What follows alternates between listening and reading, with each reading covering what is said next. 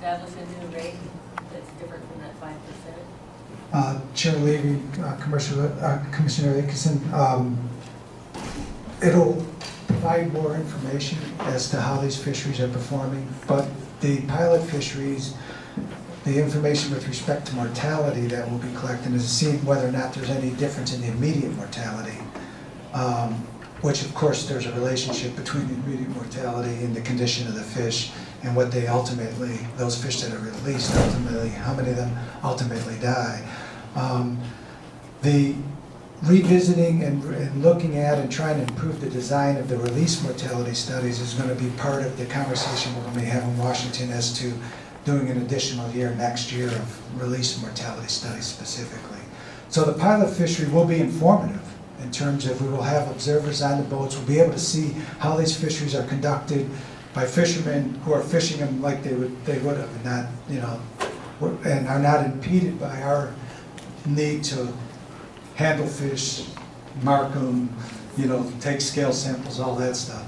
But the measure of mortality that won't be able to observe under the pilot fishery will only be immediate mortality and fish condition. And the other question I had was related to the release mortality. Again, there's a lot of variability between what Washington found between 5 to 7 times as much release mortality as anticipated. Are there ways that the commercial fishermen will be able to look at what causes those mortalities and try to decrease the mortality rate by how they fish or what kind of protocol they use? Chair Levy, Commissioner Atkinson. That's a good question, but the challenge to all this is you're trying to estimate the release mortality by mimicking the fishery, but it's difficult to mimic the fishery because you have to handle the fish more to put the tags in them and to track them. And so that's a challenge in any release mortality study. That's why there hasn't been that many done, because trying to figure out if you're evaluating the fishery or the handling associated with marking and tagging. So at this point, it would be difficult. You'd have to continue the study and do different methods in the collection to try and figure out if there's a way to improve it or not. If we're not tagging and marking the fish under the study design, then you wouldn't be able to sort it out other than what Tony mentioned, which is looking at the immediate mortality, which was a small component of the overall mortality. I thought it was interesting that the steelhead release mortality was so much lower than salmon, and what's the reason for that? Levy, Commissioner Atkinson, that has been observed by quite a few people, and it's a bit confusing. One difference between the stocks hypothesized was that all of the steelhead in the study area are destined for above Bonneville Dam. Some of the Chinook and Coho are not, but most of them in that area likely are.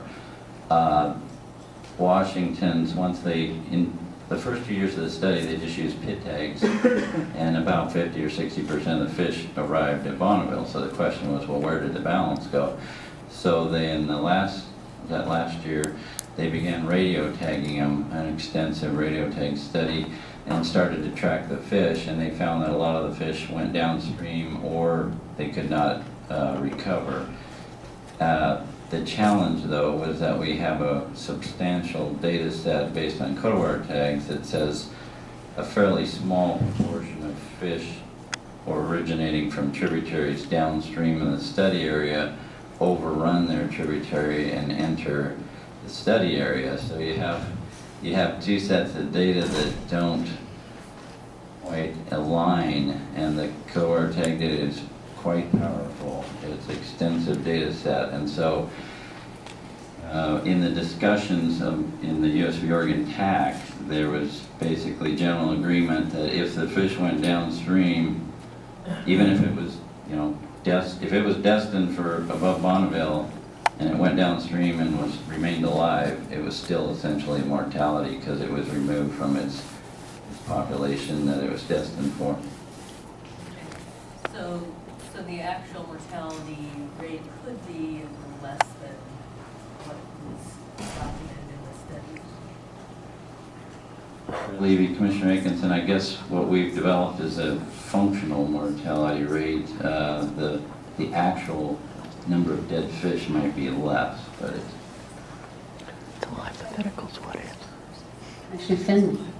It's another good reason why they shouldn't adopt this. So I guess my question is, or maybe statement is, we're 2.5 years from the long term where they're supposed to be completely off the Columbia with their gill nets.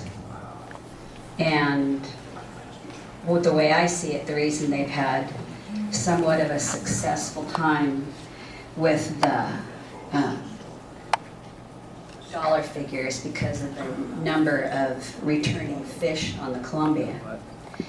And the whole idea of this was to make sure that they stay viable and functional in the select areas, but those numbers are down. So in the long term, what are we looking at and how are we going to, as a department, going to continue to see that when they shift into those select areas exclusively, what are we working towards to make that remain viable? Chair Levy, one point, I think John's got the numbers, but with respect to select areas, this spring, the numbers were down.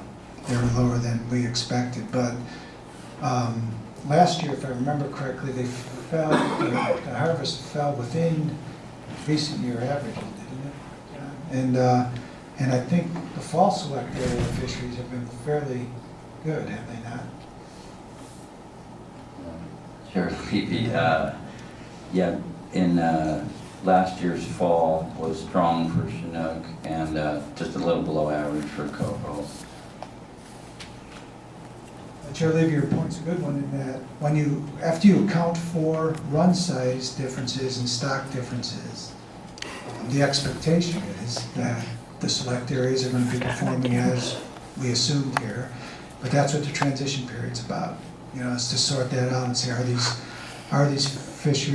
runs performing as we expected, and what are the differences once you account for different changes in run size and mark rate and those things that occur annually.